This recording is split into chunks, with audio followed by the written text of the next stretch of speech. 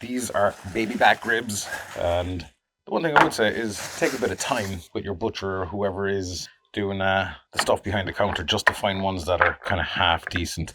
So try and get a bit of a uniform shape. This is not a uniform shape, but we're going to trim these up and get rid of some of the crap basically that's on it.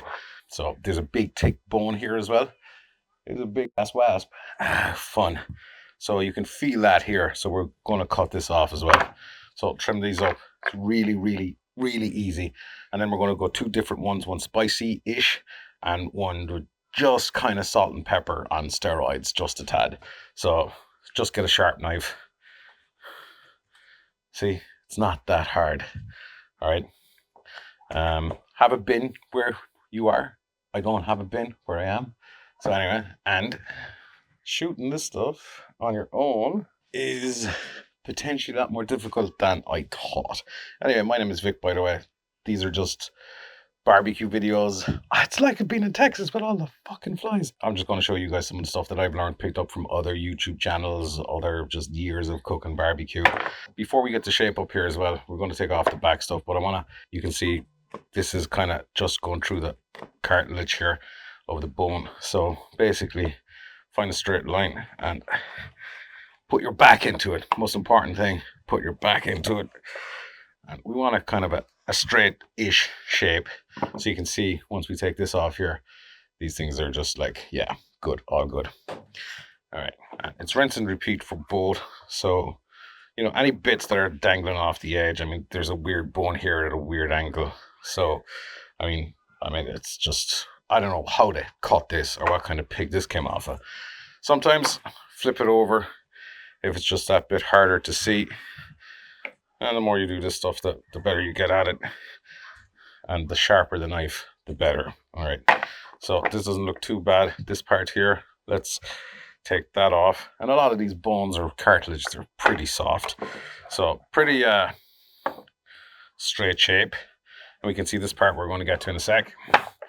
And I'm more or less going to do the same with this. Any bits are kind of dangling up, just, get rid of it. Because if you don't get rid of it, it's the stuff you can give your mother-in-law, right? We're kind of good to go, I think, on getting this crap off. Some people say take it off, others don't. Whatever, I like to take it off because it does get crispy, it does get chewy. Now, you can have a pair of rubber gloves on, which is always good for food anyway, but getting this off, you can be digging it with a knife. The easiest way is find kind of where it starts, in between a bone, and it kind of tears like paper. And I've really scalped in a bit too much into this one. But once you kind of get it caught, see, you're never going to grip it. Get some paper, kitchen paper, toilet paper, anything that helps you grip it. Sandpaper maybe, so you can see. And I haven't done ribs in a while, but you can see here, it's easier to grip. I swear it's easier to grip. And it's starting to come off. And if you get it lucky, then you'll take the whole lot off in one go. But because I'm a fool, I didn't get it off in one go. So you just go back, and again, you can kind of cut in. And this varies from rib to rib. It's all very different. And if it's not gripping, get a new piece of paper, because we all know psychologically that makes no difference. We are going to coat these in a rub.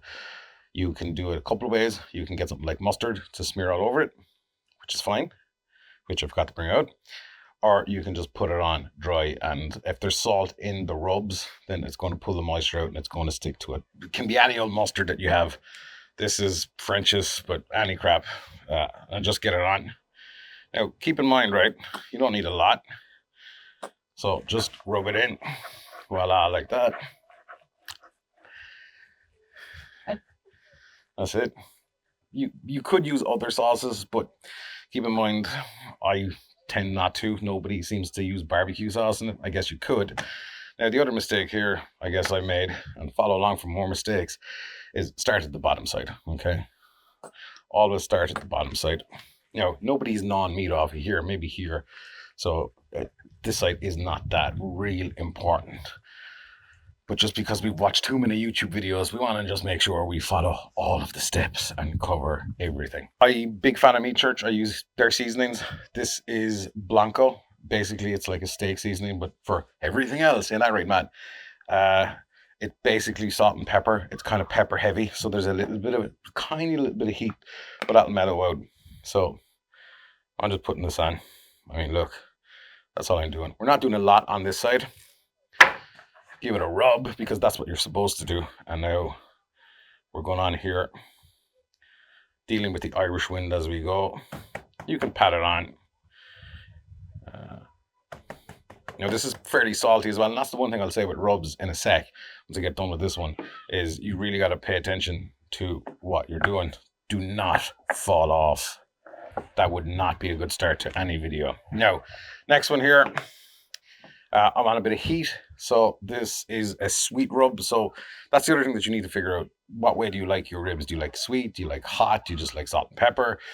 Whatever. So because I've got kids, I'm going to double up on this. Oh, not really. Would always help if I a bit more of a lid open. So this is sweet, but there's also a bit of a kick to it. So it's very sweet. And you need to taste your rubs. Bit of a kick, Matt Pittman. Oh yeah. So if it's a lot of salt, don't you can layer as many rubs on here as you want, but don't put like salt on salt on salt. So for example, if I put the Blanco, the steak seasoning on it, that's kind of salt heavy as well. And the whole thing will be too salty. So again, light rub. That's it. That's all we're doing. Okay. You could put something else on top of this. So for example, this is Holy Voodoo, which a little bit of a cake, a little bit of sweet, a little bit of heat. But there is quite a bit of salt flavoring in this as well. So, lightly. Somebody's looking at this going, yeah, that's really good. Nobody's going to taste the voodoo that I put onto that. But that's it. That's the ribs prepped and ready to go in the smoker now. These things need to sit out for a bit. It's kind of hot here, so they're probably going to give me food poisoning if I leave them out. So I'm going to bring them into the kitchen and light the smoker. A few things. I am doing these ribs on the smoker, but you can the idea, heat is heat, right? So you can do this in your Weber kettle, PK, whatever you have, you can do it on. You just need to be able to control the airflow, how hot the whole thing gets, and when you should be refueling and not. For me, I am using lump wood charcoal to start the smoker, right? Lump wood isn't going to last as long, but because I'm going to be using wood to smoke these, predominantly this is going to give the heat source and the wood is just going to keep the smoke going. So it's important to have a good coal bed. You can use the snake method where you line up all your little charcoal briquettes around the circle and it burns one to the other. There's lots of videos on that around the web. Now, thing is, this burns like wood because it is wood. Charcoal briquettes, I use the Weber ones all the time. They're really good. But the thing with those is they'll just eventually go to sawdust and ash because that's all they essentially are, is like compressed to heck. So they'll just go back down to dust, which may or may not end up on your ribs. But just something to keep in mind. And the most important thing, if you're not using one of these to start your barbecue, whatever it is, and even if it's a disposable thing, then you're just doing it wrong. These are essentially tumbleweeds. You can get these Aldi, Lidl, anywhere has them. They're really cheap and they last a long time. And then we put this on. That would have been fun. That would have exploded on the first proper cooking video. That would have been mad. So anyway, buy whatever you have, but a chimney starter. I just love supporting the people I follow online, like Meat Church or Chuds or Franklin or whoever, right? That's just me. But whatever you have, get a chimney starter, dump your charcoal in there. It's the best, quickest possible way to light it, 15, 20 minutes. And you're good and sit down and drink beer and forget about everything else that's gone on. And you're like, I'm drunk.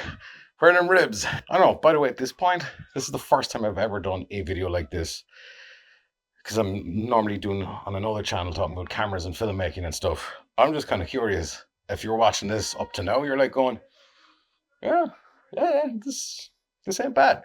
Oh yeah, safety notice.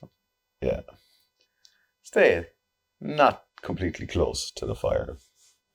Singe central. Save me shave my arms anyway. As you can see, these are very different colors.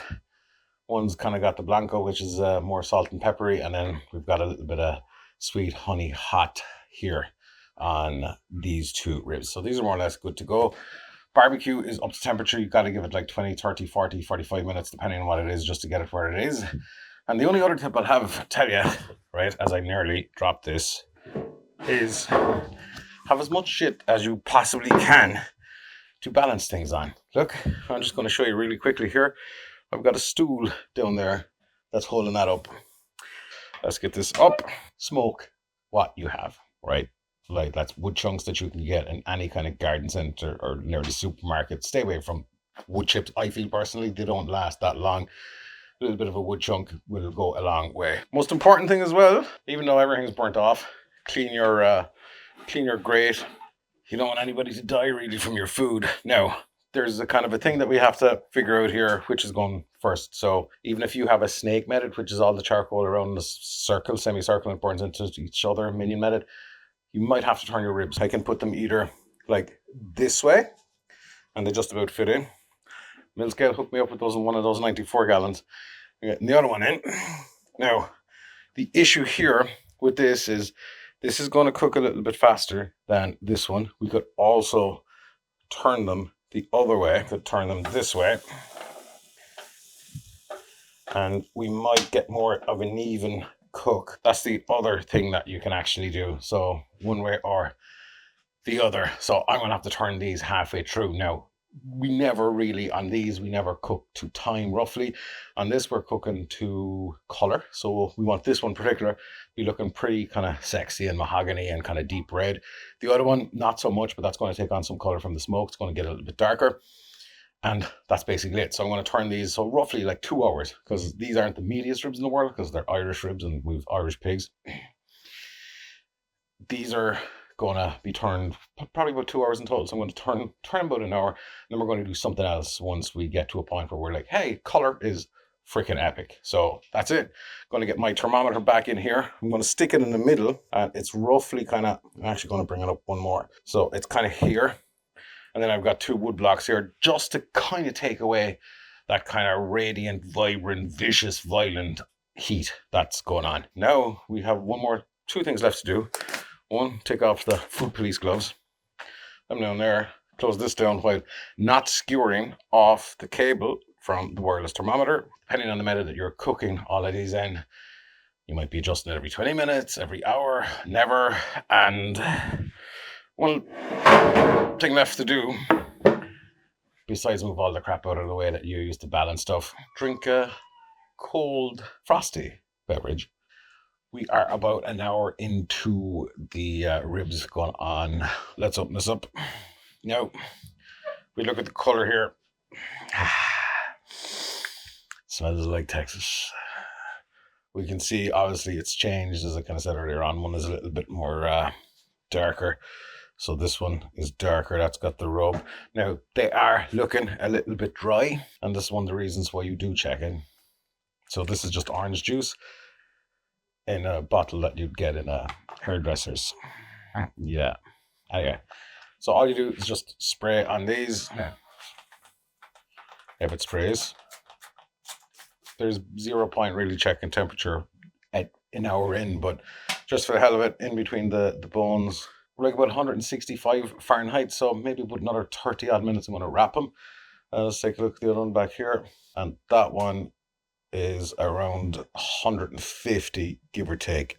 So I'm going to swap these over, as we said, because they're not going to cook evenly because the size of the plate and the way fire heats science. So I'm just going to turn this one. Yes. This way. This one turned. And then one last spritz. Pull it down. Now, what I tend to do here is go, hey Siri, set a timer for 35 minutes. 35 minutes counting down. Eventually. So if you have like a smart assistant, whether that's on an Android phone or like an iPhone or whatever, shout at it all the time. Or if you've got like an Alexa, or shout at it all the time, because then you know to stop drinking and get up and do something. So that's the real important thing here, like smart assistant or alarms that you know that in it, just go, hey, whatever, set a timer for an hour and give the timer a name, flip ribs or whatever. So yeah, next time we see these is we will be getting into the wrap and we're going to define the flavor a little bit more on these. Okay, so about another 40 minutes has passed. And again, what we're looking for here is actual color. Let's open this up. And there you can see we have a pretty decent mahogany color on the two of these. Looking pretty good. Got a little bit of pullback from the bones, which is kind of what we want as well, but that's going to happen a lot more. And now the next step is the part where you can really kind of dial in the flavors that you want, because we're going to wrap these and we're going to flavor the out of them. First things first here is we have a double roll of foil. That's because when the bones can just burst out like the Hulk. So 2 rolls of foil, whatever length you want, we're wrapping these. Now we've got some butter, okay? As Matt Pittman would say, I'm not here to help you lose weight or me lose weight, but all of this is protein, that's the excuse. So, Kerrygold, is there any other butter? I know my American friends would say, is that unsalted? Fuck unsalted butter. So what we're gonna do is not cut this correctly for a start. And yeah, this is salted butter. We don't have unsalted butter here. So we want to get a couple of sticks of butter. Now this is kind of going to be like a liquid for the ribs to kind of, you know, get involved with, because we're going to make a big kind of orgy of flavor inside in this. Now you could have too much butter. You could have, well, is there a thing is too much butter? So traditionally, a lot of ribs will use some kind of brown sugar as a base, which is all well and good. Don't want a lot, just enough. Okay, so this is going to add a little bit more sweetness. Remember, we're going for a contrast on the first one here. So sweet and heat. Let's get the butter on. And as you can see, we're just going to put the ribs on top of this. Now, this is where you dial the flavor in a little bit more. Want a little bit more heat? I'm just going to sprinkle some voodoo on here. This step is completely optional. Probably not going to have a huge impact on flavor, but what will is my favorite barbecue sauce in the world that I have to go to a company in Sweden to buy it. Meat Mitch. This is their whomp sauce. This thing is just phenomenal. So I'm just going to put a little bit, not a lot, a little bit, because we're going to put a little bit more on in a bit. So got a nice liquid in there. Seriously, if you are ever in the States, or grillhouse.es, I'm not associated with them, they have this. There's nothing better. And I thought there was nothing better than Sweet Baby Ray's for a long time. This and the Franklin barbecue sauce, and Stubbs actually, is great, but this top of the pile for me. There, Osmo Pocket 3, get a better look at it. You better focus. Are you focusing? Probably not. Right, let's get the ribs. Ha, fuck. Because I'm an idiot, I didn't do anything with the gloves. I just said I'll just freestyle it. Okay, so this is the base. We can see the bones are starting to pull back here. Probably you can't the camera angle, but anyway. So we're going meat side down. Boom. There's different ways of wrapping. You do you. I'm sure there's a proper official barbecue way. This is the way I kind of do it. Now be careful wrapping, because bones can bust through. So double wrap. So if they do bust through this, then it doesn't really matter, because we have a second layer of foil to protect itself. Oh! Ha! Fuck! It's a pure man thing, isn't it? You get burned and then you pick it up again instantly. Right, put these back in the smoker. And then more beer. Okay, so a couple of hours in, it's put them on at 3, I think.